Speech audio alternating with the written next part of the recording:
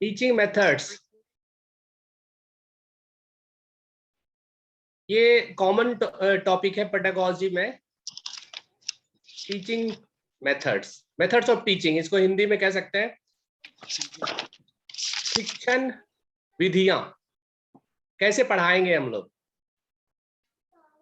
तो ये तो जानना जरूरी है कि कौन कौन से मेथड है। अगर आप टीचर बन रहे हैं तो कौन कौन से मेथड हैं, हर एक मेथड के मेरिट्स, डीमेरिट्स, उसको कैसे, डीमेरिट्स को कैसे दूर किया जाए।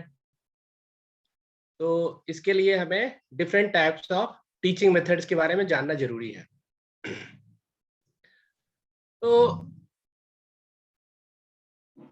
किस प्रकार पढ़ाया जाए, किस प्रकार पढ़ाया जाए मतलब कैसे पढ़ाएं जिससे सरलता पूर्वक निश्चित उद्देश्यों की प्राप्ति हो सके। किस प्रकार पढ़ाया जाए यह जानने के लिए भली भांति अध्ययन और शिक्षण करके विभिन्न प्रणालियों और विधियों को निश्चित किया गया है। इन विभिन्न प्रणालियों और विधियों को ही शिक्षण विधियां कहा जाता है। तो किस प्रकार पढ़ाया जाए उसको डिफरेंट प्रणालियों और विधियों को निश्चित किया गया है, उसी को शिक्षण विधियां कहा जाता है। इंग्लिश में उसको कहते हैं मेथड्स ऑफ टीचिंग। इसके कुछ टाइप्स हैं। पहला है व्याख्यान विधि। व्याख्यान विधि, इसको लेक्चर मेथड भी कहते हैं। पहले उसके नाम जानते हैं, फिर हम लोग उसके बारे में डिटेल से जानेंगे। दूसरा है प्रदर्शन विधि, डिमोन्स्ट्रेशन मेथड। प्रदर्शन विधि को डिमोन्स्ट्रेशन मेथड भी कहते हैं। इसका एक और नाम है व्याख्यान युक्त प्रदर्शन विधि। व्याख्यान युक्त प्रदर्शन विधि, लेक्चर कम डिमोन्स्ट्रेशन। अगला मेथड है प्रयोगशाला विधि, लेबोरेटरी मेथड। नेक्स्ट है अनुसंधान या खोज विधि, ह्यूरिस्टिक मेथड। अनुसंधान या खोज विधि, ह्यूरिस्टिक मेथड। प्रायोजना विधि, प्रोजेक्ट मेथड। अभिन्यास विधि, असाइनमेंट मेथड। इकाई अथवा प्रकरण विधि, यूनिट और टॉपिक मेथड। लास्ट है समस्या समाधान विधि, प्रॉब्लम सॉल्विंग मेथड्स। ये इसके different types of methods of teaching के इतने सारे टाइप्स हो गए। कुछ के बारे में हम लोग डिटेल से पढ़ते हैं। उसमें सबसे पहला है व्याख्यान विधि, लेक्चर मेथड। ये मेथड तो सबसे ज्यादा यूज किया जाता है, लेक्चर मेथड। जैसे मैं भी यूज कर रहा हूं अभी लेक्चर मेथड। प्रयोग संबंधी सामग्री तथा अन्य सहायक सामग्रियों के अभाव में अधिकांश पाठशालाओं के पास यही एक ऐसी विधि है जिसके द्वारा जीव विज्ञान, एक्चुअली अपना अपना सब्जेक्ट आप लिख लेना। मैं जीव विज्ञान मतलब बायोलॉजिकल साइंस के बारे में बोल रहा हूं। सब में यही, सारे जो पेडागोजी के मेथड है सब में ये यूज होगा। जीव विज्ञान संबंधी वर्ष भर के पाठ्यक्रम को पूरा करके विद्यार्थियों को परीक्षा के लिए तैयार किया जाता है। कहने का मतलब यह है कि लैब के अभाव में, लेबोरेटरी के अभाव में या रिसोर्सेज के अभाव में, सहायक सामग्रियों के अभाव में यही एक लेक्चर विधि से ही पूरे साल पढ़ाया जाता है। अब व्याख्यान विधि का स्वरूप क्या है? विधि का स्वरूप, इस विधि में अध्यापक को जो पाठ पढ़ाना होता है, इसके लिए पहले से ही वह पाठ्य पुस्तक अथवा किसी और साधन से पढ़कर अपना व्याख्यान तैयार कर लेता है। फिर कक्षा में उस पाठ से संबंधित सामग्री को अपने व्याख्यान द्वारा छात्रों के सम्मुख रखता है। वो अपना भाषण देता है, अथवा इस प्रकार कहिए कि उन पर विज्ञान संबंधी सूचनाओं तथा विषय वस्तु की दृष्टि से करता रहता है। विद्यार्थी निष्क्रिय श्रोता बनकर उसका भाषण सुनते रहते हैं। तो भाषण का मतलब यहाँ नेता वाला भाषण नहीं है, भाषण का मतलब है यहाँ टीचर का भाषण। तो विद्यार्थी निष्क्रिय श्रोता बनकर उसका भाषण सुनते रहते हैं। उन्हें स्वयं तर्क करने, चिंतन करने अथवा बीच में अपनी कोई शंका समाधान करने का अवसर नहीं मिलता। मतलब टीचर भाषण देते रहता है, स्टूडेंट्स पैसिव होके, मतलब निष्क्रिय होके उसकी बातें सुनते रहता है, उसके भाषण को सुनते रहता है। न तो उनको तर्क करने का मौका मिलता है, न तो चिंतन करने का मौका मिलता है, बीच में कोई शंका समाधान करने का भी मौका नहीं मिलता। तो ये हो गया व्याख्यान विधि। अध्यापक का उद्देश्य केवल अपने तैयार किए हुए भाषण को पूरी तरह से सुनाना भर होता है। विद्यार्थी रुचि ले रहे हैं अथवा नहीं, उन्हें विषय ठीक प्रकार समझ में आ रहा है या नहीं, इन बातों से अधिकतर वह उदासीन ही रहता है। इस विधि में गुण तथा दोष दोनों ही है, इसका वर्णन हम लोग करेंगे। मतलब कि अध्यापक को इससे फर्क नहीं पड़ता कि टीचर को, स्टूडेंट्स को समझ में आ रहा है कि नहीं आ रहा, ठीक है। इस मामले में वो इनडिफरेंट होते हैं, उदासीन। तो इसके गुण देखते हैं हम लोग। लेक्चर मेथड, जो व्याख्यान विधि है, पहला मेथड, उसका गुण, मेरिट्स। पहला, आर्थिक दृष्टि से उपयोगी। सब कुछ तो आर्थिक दृष्टि से ही देखा जाता है, सारी चीजों को मेनली हम लोग आर्थिक दृष्टि से ही देखते हैं कि कितना वो फायदेमंद है। तो पहला गुण हो गया इसका, आर्थिक दृष्टि से उपयोगी है। कैसे, ये देखते हैं हम लोग। इस विधि द्वारा पढ़ाने में व्यय बहुत कम होता है, क्योंकि इस विधि में पहला, वैज्ञानिक सामग्री अथवा उपकरणों की आवश्यकता नहीं होती। दूसरा, एक ही अध्यापक विद्यार्थियों की बड़ी संख्या को एक साथ पढ़ा सकता है। ये तो समझ गए होंगे आर्थिक दृष्टि से कैसे उपयोगी है, इकोनॉमिकल है।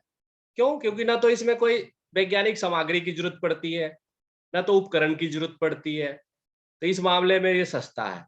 दूसरी बात है कि एक बड़े से लेक्चर हॉल में 100, 50, 200 स्टूडेंट्स बैठे हुए हैं, एक अकेला टीचर सबको पढ़ा सकता है, तो इस मामले में इकोनॉमिकल है। तो दो मामले में ये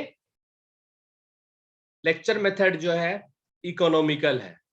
तो पहला गुण हो गया इसका, आर्थिक दृष्टि से उपयोगी। दूसरा है समय की बचत, दूसरा एडवांटेज या मेरिट्स, समय की बचत। इस विधि का प्रयोग करने से विषय वस्तु को संगठित रूप में एक निश्चित क्रम में पढ़ाया जा सकता है। थोड़े से समय में विद्यार्थियों को अधिक बातें बताई जा सकती है। ऐसा करने से समय की बचत होती है तथा यह संतोष भी होता है कि जितना समय था उस हिसाब से बहुत कुछ पढ़ा लिया है। समय की बचत होने से पाठ्यक्रम को भी समय पर समाप्त करने में आसानी होती है। तो दूसरा एडवांटेज समझ में आ गया होगा। ये सारे कॉमन सेंस है, खुद दिमाग लगा सकते हैं, खुद लिख सकते हैं कि समय की बचत होती है। एक टीचर आया, 1 घंटे में बहुत कुछ पढ़ा के बोल के चला गया, पढ़ा के क्या, बोल के चला गया, तो सिलेबस जल्दी खत्म हो जाता है, समय पे खत्म हो जाता है। तो इसलिए कह सकते हैं कि दूसरा मेरिट इसका है समय की बचत।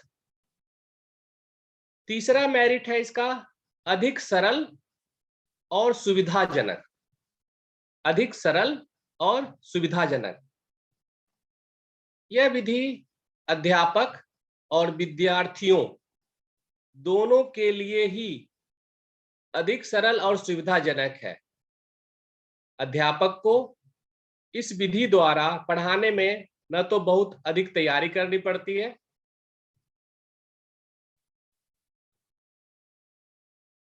न पढ़ाते समय प्रयोगों का प्रदर्शन करने की, विद्यार्थियों को मनोवैज्ञानिक रूप से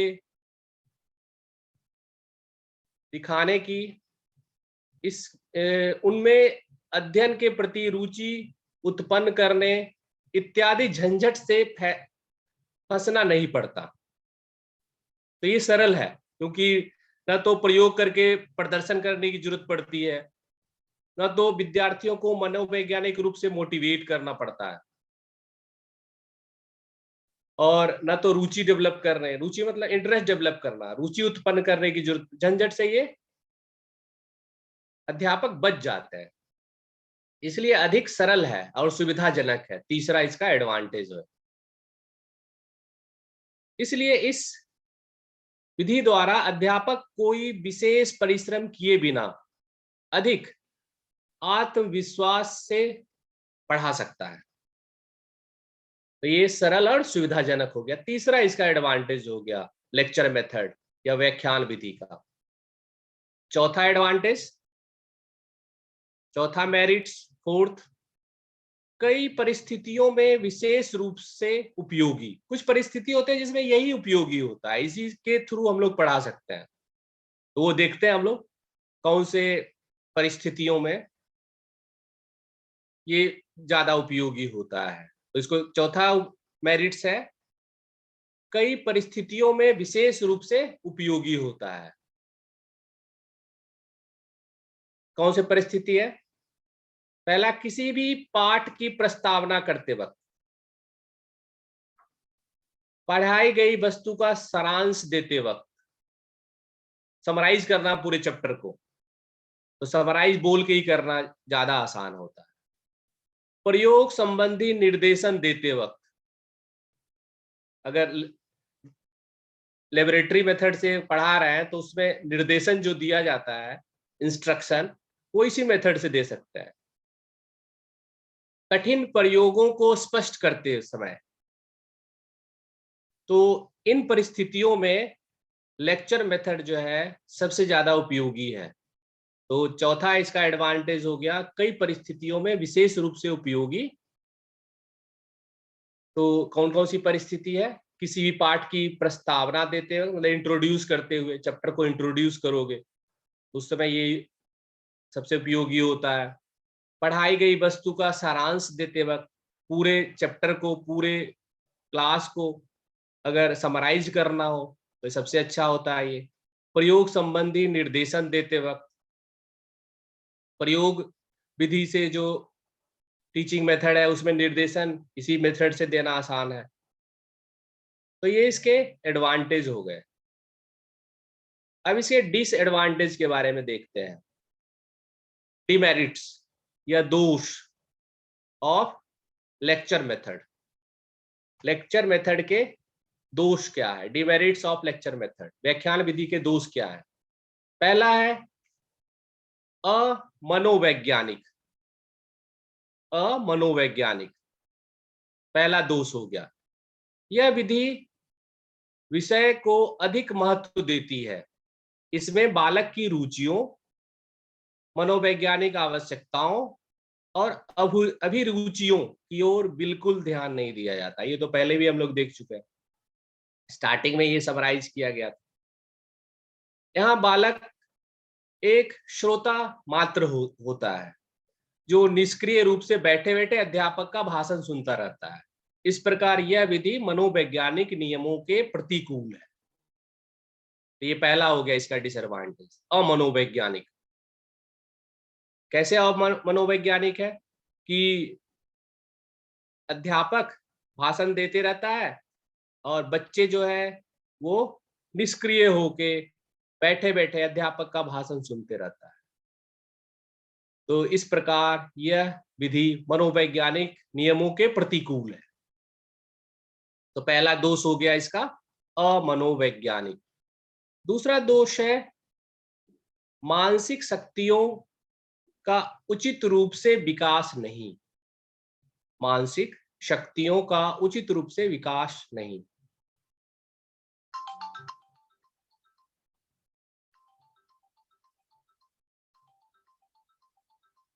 इस विधि में विद्यार्थी बैठे बैठे जो अध्यापक कहता है उसे सही मानकर सुनते रहते हैं। उन्हें स्वयं तर्क करने तथा चिंतन करने का अवसर ही नहीं मिलता।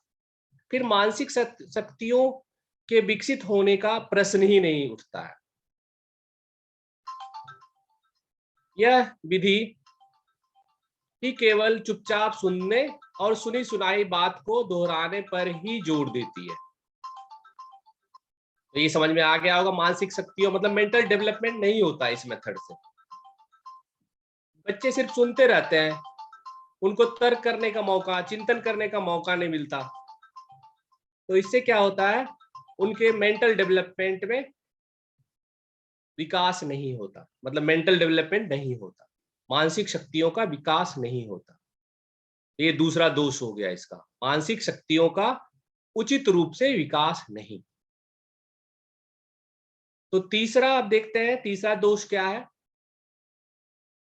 विज्ञान शिक्षण के मुख्य उद्देश्य के प्रतिकूल, मतलब साइंस के लिए ये मेथड है ही नहीं। तो विज्ञान शिक्षण के मुख्य उद्देश्य के प्रतिकूल, मतलब जो मेन पर्पस होता है साइंस पढ़ाने का, उसके प्रतिकूल है ये। इस विधि द्वारा ना तो विद्यार्थियों में वैज्ञानिक दृष्टिकोण उत्पन्न किया जाता है और न उन्हें वैज्ञानिक ढंग से समस्याओं को हल करने अथवा चिंतन करने का प्रशिक्षण मिलता है। अतः यह विधि तो उद्देश्यों की पूर्ति के स्थान पर इनकी पूरी तरह से बाधा बनकर खड़ी होती। मतलब जो मेन पर्पस है साइंस पढ़ाने का, उसमें हेल्प नहीं करता और हिंड्रेंस करता है, बाधा बनता है। तो तीसरा इसका दोष है विज्ञान शिक्षण के मुख्य उद्देश्य के प्रतिकूल। फोर्थ है डिसएडवांटेज, व्यवहारिक ज्ञान की प्राप्ति नहीं। व्यवहारिक ज्ञान की प्राप्ति नहीं।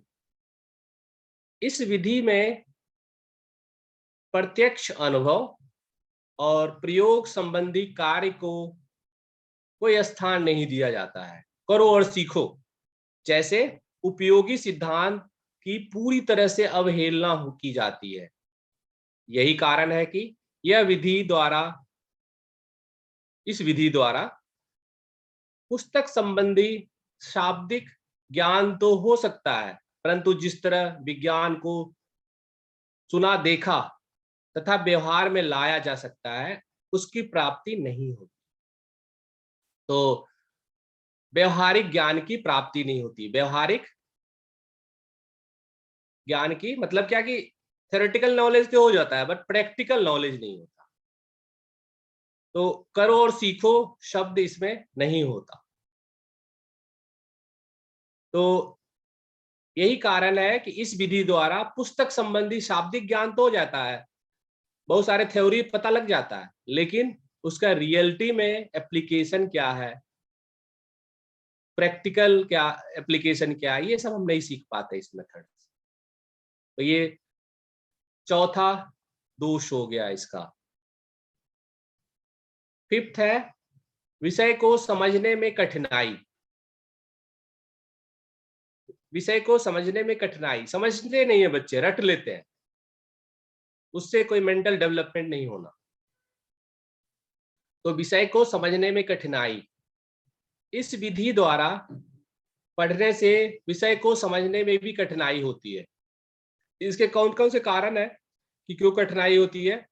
विज्ञान एक ऐसा विषय है जिसे केवल सुनकर ही नहीं समझा जा सकता। जब एक चीज को देखा ना जाए, उसके बारे में प्रत्यक्ष अनुभव न प्राप्त किया जाए, उसके बारे में केवल सुनने से स्पष्ट ज्ञान नहीं हो सकता। तो विज्ञान एक ऐसा सब्जेक्ट है, विषय है, जिसके बारे में सिर्फ सुन के नहीं समझा जा सकता। जब तक उसको देखा नहीं जाए, उसके बारे में अनुभव नहीं किया जाए, तो सिर्फ केवल सुनने से हम नहीं सीख सकते, अच्छे से समझ नहीं सकते। तो विषय को समझने में कठिनाई, ये फिफ्थ है इसका डिसएडवांटेज।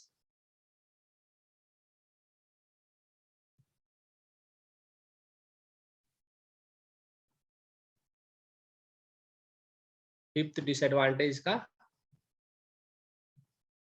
कि इसको समझने में, इस विधि एक और केस है जिस केस में हम नहीं समझ पाते अच्छे से।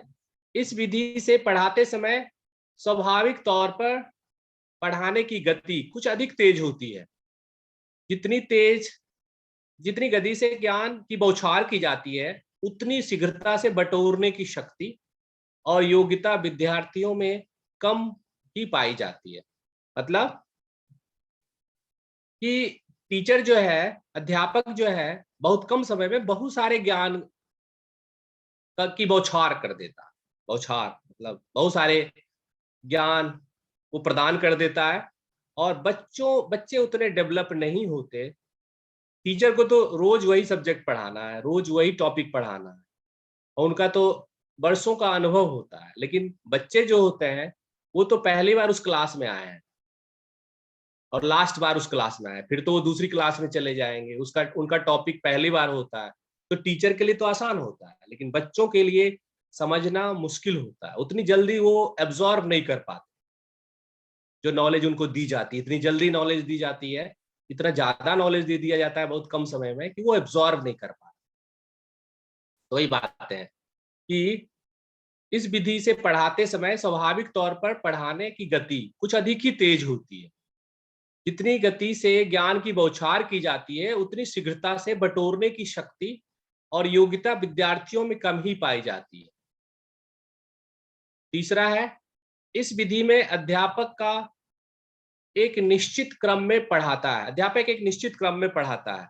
अगर किसी कारणवश इसका कुछ अंश विद्यार्थियों को स्पष्ट न हो सके, उसके बाद की सभी बातें समझने में कठिनाई होती है। एक स्पेसिफिक सीक्वेंस में पढ़ाता है टीचर। अगर कोई टॉपिक बच्चे को बीच में समझ में नहीं आया, तो उसके बाद की सारी चीजें समझ में नहीं आती। तो बोलना भी एक कला है। सभी अध्यापक अच्छे वक्ता नहीं हो सकते। इस गुण के अभाव में भी विद्यार्थी पाठ को नहीं समझ पाते। तो हाँ, ये तो बहुत ही अच्छी बात है। इनका कहना है कि बोलना भी एक कला है। सारे अध्यापक अच्छे वक्ता नहीं हो सकते। बहुत सारे टीचर हैं जिनको प्रैक्टिकल नॉलेज तो बहुत है, प्रैक्टिकल के बारे में पूछ लो तो बहुत कुछ पढ़ा देंगे, बहुत कुछ समझा देंगे। लेकिन अगर लेक्चर देने दिया जाए तो फंस जाते हैं। तो सारे जो अध्यापक हैं अच्छे वक्ता नहीं बन सकते। इस गुण के अभाव में भी विद्यार्थी पाठ को नहीं समझ पाते। ये इनके दोष थे लेक्चर मेथड के। तो हम लोगों ने लेक्चर मेथड पढ़ा, क्या होता है, उसके मेरिट्स मतलब अच्छाइयाँ, डीमेरिट्स मतलब कमियां या दोष। ये पहला मेथड था हमारा, लेक्चर मेथड या व्याख्यान विधि। दूसरा मेथड है लेक्चर कम डिमोन्स्ट्रेशन मेथड। लेक्चर कम डिमोन्स्ट्रेशन मेथड मतलब व्याख्यान युक्त प्रदर्शन विधि। व्याख्यान युक्त प्रदर्शन विधि, लेक्चर कम डिमोन्स्ट्रेशन मेथड। अब इसके बारे में पहले जानते हैं क्या होता है। अपने देश के स्कूलों की परिस्थिति को देखते हुए जीव विज्ञान को पढ़ाने की यह सबसे अच्छी व्यवहारिक और उपयोगी विधि है। साइंस पढ़ाने के लिए ये सबसे अच्छी और उपयोगी विधि है, लेक्चर कम डेमोन्स्ट्रेशन। यह तो सभी जानते हैं कि विज्ञान के बारे में केवल बातें करना ही पर्याप्त नहीं होता। यह एक व्यवहारिक विषय है। इसलिए इसे अध्यापक द्वारा सुनाकर और विद्यार्थियों द्वारा सुनकर नहीं पढ़ा जा सकता। वो बता रहे हैं वही लेक्चर मेथड के बारे में कि सिर्फ लेक्चर से काम नहीं चल सकता साइंस में। तो सिर्फ सुना के या सुन के अच्छे से समझा नहीं जा सकता विज्ञान को। इस विषय के लिए यह आवश्यक हो जाता है कि छात्र जो कुछ सीखें वह प्रयोग के आधार पर सीखें, परंतु प्रत्येक छात्र के लिए अलग अलग प्रयोग करने तथा इस प्रकार अपने आप ज्ञान प्राप्त करने की व्यवस्था होने की आजकल जो परिस्थितियां हैं, फिर से देखते हैं कि सिर्फ सुन के और सुना के समझा नहीं जा सकता, और हर एक स्टूडेंट के लिए प्रयोग करके भी नहीं दिखाया जा सकता, क्योंकि उसमें बहुत टाइम लगता है। तो जो आजकल की परिस्थितियां हैं, उसके लिए इन सब कठिनाइयों का उचित समाधान प्रदर्शन विधि में निहित है। इस विधि में अध्यापक पाठ्य विषय पढ़ाने के साथ साथ उससे संबंधित सभी आवश्यक प्रयोग स्वयं करके दिखाता है। मतलब पहले लेक्चर दे रहा, साथ साथ में अगर वो प्रैक्टिकल है तो उसको करके दिखाता है स्टूडेंट्स को। तो हर एक स्टूडेंट के लिए अलग अलग नहीं दिखाते, वो एक ही बार उन्होंने लेक्चर दिया और डिमोन्स्ट्रेशन करके सारे स्टूडेंट्स को दिखा दिया। तो किसी वस्तु के बारे में पढ़ाने पर उस वस्तु को प्रदर्शित करके उस वस्तु की रचना एवं कार्य प्रणाली का वास्तविक रूप से ज्ञान कराता है। विद्यार्थी अपने अपने स्थान पर बैठे ही विभिन्न प्रकार के उपकरणों, प्रयोगों और क्रियाओं को देखते रहते हैं। इस तरह से विषय वस्तु के बारे में कानों से सुनते जाते हैं और आंखों से देखते जाते हैं। वे केवल निष्क्रिय श्रोता या मूक दर्शक ही बने रहे यह बात नहीं, उन्हें सक्रिय रूप से भाग लेने का पर्याप्त अवसर दिया जाता है। शिक्षक प्रदर्शन करते वक्त उनसे आवश्यकता अनुसार प्रश्न पूछता रहता है तथा विद्यार्थियों की योग्यता, रुचि और सामर्थ्य के अनुसार प्रदर्शन में सहायता भी लेता रहता है, जिससे वे उत्साहपूर्वक सक्रिय रूप से भाग ले सके। इन्होंने बताया कि क्या है ये लेक्चर कम डिमोन्स्ट्रेशन मेथड।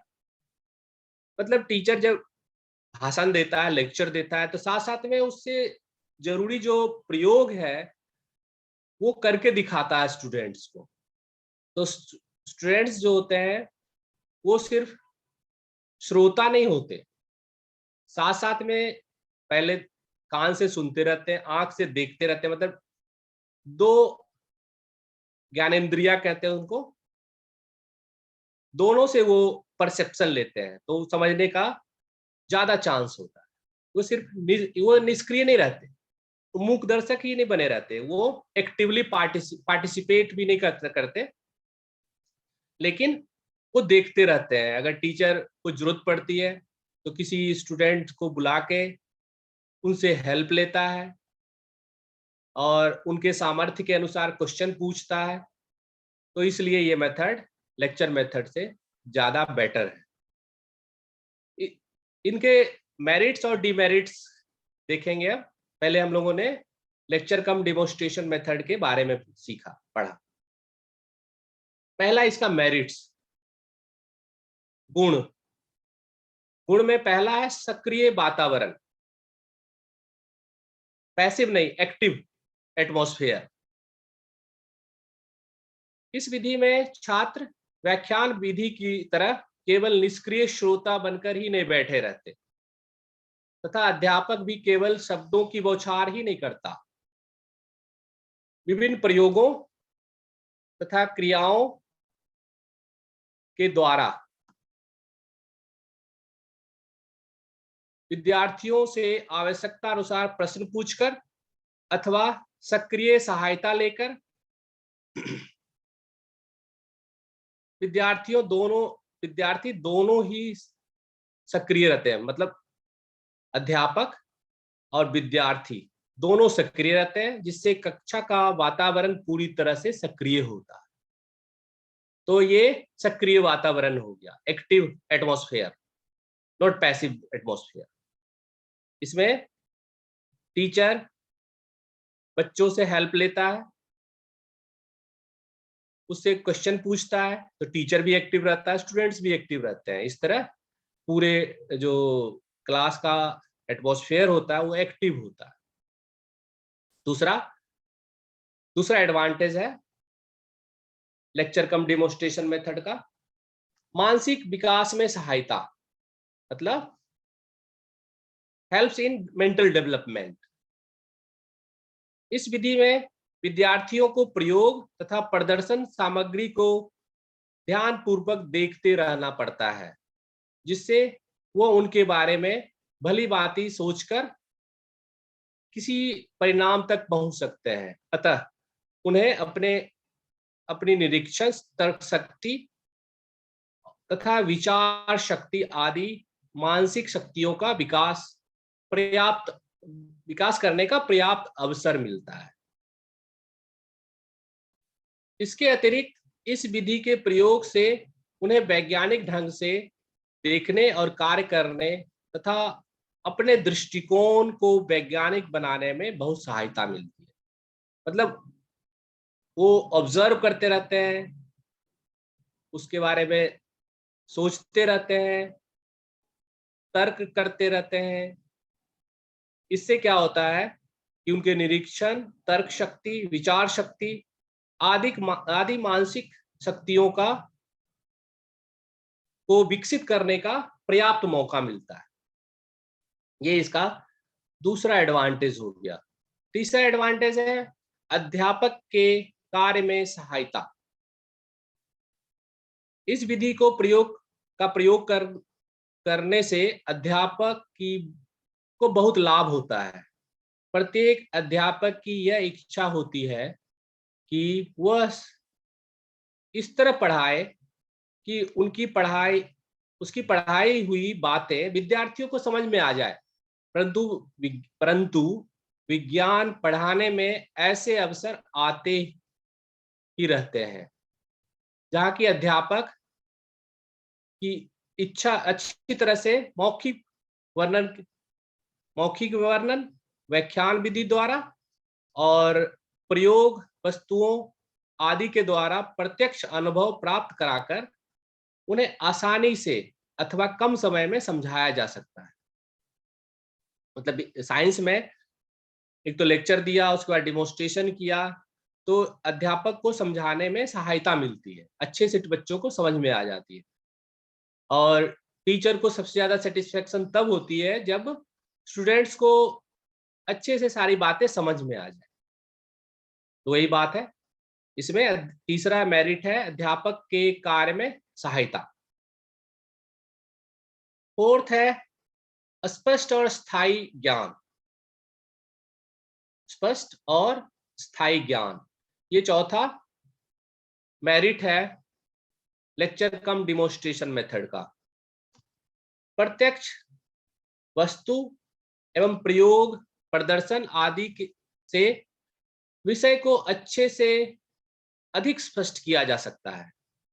विज्ञान के कठिन से कठिन प्रसंग भी आसानी से बच्चों को समझ में आ जाते हैं। दूसरे क्रियात्मक कार्यों से अधिक रुचि होने के कारण बच्चे अधिक रुचि और उत्साह से विषय का अध्ययन करते हैं। जो कुछ सुनते हैं उसे अच्छी तरह से प्रत्यक्ष रूप से देखते भी रहते हैं। तो वही है, स्पष्ट और स्थायी ज्ञान होता है, अच्छे से समझ में आ जाता है और ज्यादा टिकाऊ होता है वो ज्ञान। बचत का साधन।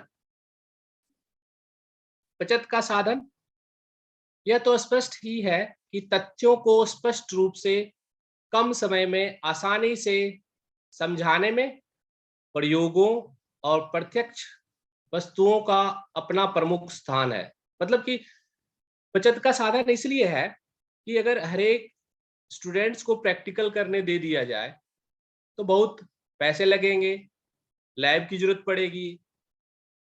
अब एक अध्यापक ने सारी चीजें खुद से करके दिखा दी लोगों को, बच्चों को। इससे क्या होता है, अच्छे से समझ में भी आ जाता है और इकोनॉमिकल भी रहता है, इसलिए बचत का साधन है। अब इसके डिमेरिट्स एंड लिमिटेशंस, दोष और सीमाएं। तो दोष और सीमाएं देखते हैं इसके। पहला दोष है इसका प्रयोगात्मक क्षमता का अभाव। इस विधि में विद्यार्थियों को स्वयं प्रयोग करने तथा प्रत्यक्ष वस्तुओं द्वारा स्वयं व्यक्तिगत रूप से ज्ञान प्राप्त करने का अवसर नहीं मिलता। तो इसमें तो टीचर ही डेमोन्स्ट्रेशन करता है ना, बच्चों को तो खुद करने का मौका मिलता नहीं है, इसलिए इसका डिसएडवांटेज हो गया। प्रयोगात्मकता, प्रयोगात्मक क्षमता का अभाव। इस विधि में विद्यार्थियों को स्वयं प्रयोग करने तथा प्रत्यक्ष वस्तुओं द्वारा स्वयं व्यक्तिगत रूप से ज्ञान प्राप्त करने का अवसर नहीं मिलता, इसलिए इनमें प्रयोग करने तथा स्वयं ज्ञान प्राप्त करने की योग्यता का विकास नहीं होता। तो खुद से करने का मौका नहीं मिलता, इसलिए प्रॉब्लम आती है इसमें। तो ये पहला हो गया इसका डिसएडवांटेज या लिमिटेशन, प्रयोगात्मक क्षमता का अभाव। दूसरा है मनोवैज्ञानिक दृष्टि में से कमियां। मनोवैज्ञानिक दृष्टि से कमियां, मनोवैज्ञानिक दृष्टि से देखा जाए तो भी इस विधि में काफी कमियां नजर आती है। करो और सीखो, लर्निंग बाय डूइंग। हाँ, लर्निंग बाय डूइंग इसमें नहीं होता। लर्निंग बाय डूइंग शिक्षण का एक प्रमुख सिद्धांत है, परंतु यह विधि देखो, सुनो और समझो के सिद्धांत पर ही आधारित। थोड़ा सा डेवलप है उससे, लेक्चर मेथड से, लेकिन इसमें भी देखो, सुनो और समझो के सिद्धांत पर भी ही आधारित है। यह ठीक है कि इस विधि से कक्षा का वातावरण सक्रिय और सजग हो जाता है, परंतु यह सक्रियता अधिकतर अध्यापक की ही ओर से होती है। सिद्धांतों को स्पष्ट होने पर भी विद्यार्थियों के मन में उत्सुकता एवं जिज्ञासा पूर्ववत बनी रहती है। वो चाहते हैं कि वे स्वयं प्रयोग करें तथा परिणाम निकालें। इस विधि से उनकी अन्वेषणात्मक, रचनात्मक आदि प्रवृत्तियों को ठीक प्रकार से पनपने का अवसर नहीं मिलता। अतः मनोवैज्ञानिक दृष्टिकोण से भी यह विधि कम सफलता दिलाने वाली है। तो मनोवैज्ञानिक दृष्टि से भी कमी है इसमें कि लर्निंग बाय डूइंग नहीं हो पाता। इसमें यहां भी लर्निंग बाय डूइंग मतलब करो और सीखो, ये नहीं हो पाता इसमें। यहां भी वही देखो, सुनो और समझो के सिद्धांत पे भी ये मेथड आधारित। तो शिक्षक या अध्यापक ज्यादा सक्रिय होते हैं, हालांकि इससे कक्षा को सक्रिय बनाया जाता है, लेकिन शिक्षक ही ज्यादा सक्रिय होते हैं, स्टूडेंट्स नहीं हो पाते। तो सिद्धांतों को स्पष्ट होने में विद्यार्थियों के मन में उत्सुकता एवं जिज्ञासा पूर्ववत बनी रहती है। वो चाहते हैं कि वो स्वयं प्रयोग करें और परिणाम निकालें, इसलिए मनोवैज्ञानिक दृष्टि से इसमें कमी है। कुछ सीमाएं एवं तथा संभावनाएं, लिमिटेशन। इस विधि का प्रयोग करने में बहुत सावधानी, तैयारी और अनुकूल परिस्थितियों का होना आवश्यक है। इसके अभाव में इस विधि द्वारा सफलता की आशा नहीं की जा सकती। कुछ रिक्वायरमेंट है, वो पूरा होना जरूरी है इस मेथड के लिए। तो पहला है इसमें, इस विधि की सफलता के लिए कक्षा में विद्यार्थियों की संख्या कम होनी चाहिए, परंतु अधिकतर स्कूलों में यह संख्या असीमित हो जाती है। इस अवस्था में इस विधि द्वारा पढ़ना आशापूर्ण नहीं हो सकता। मतलब हम जानते हैं कि हमारे पॉपुलेशन इतनी ज्यादा है कि हर एक क्लास में इतने बच्चे भरे हुए होते हैं, लेकिन इस मेथड के लिए कम स्टूडेंट का होना जरूरी है। तो ये इसका लिमिटेशन हो गया। इस विधि में इस विधि में यह मानकर चला जाता है कि सभी विद्यार्थी प्रदर्शन के प्रत्येक भाग को समान रूप से देखते या सुनते रहते हैं, परंतु वास्तव में सभी छात्र प्रयोग के सभी अंशों को ध्यान पूर्वक देखते या देखने और सुनने रहेंगे, ये आवश्यक नहीं। मतलब ये चाहते हैं कि हर एक स्टूडेंट उन्हें देखे और समझे, लेकिन ये संभव नहीं हो पाता। तो आज इतना ही करते हैं हम लोग। दो दो मेथड का, एक तो लेक्चर मेथड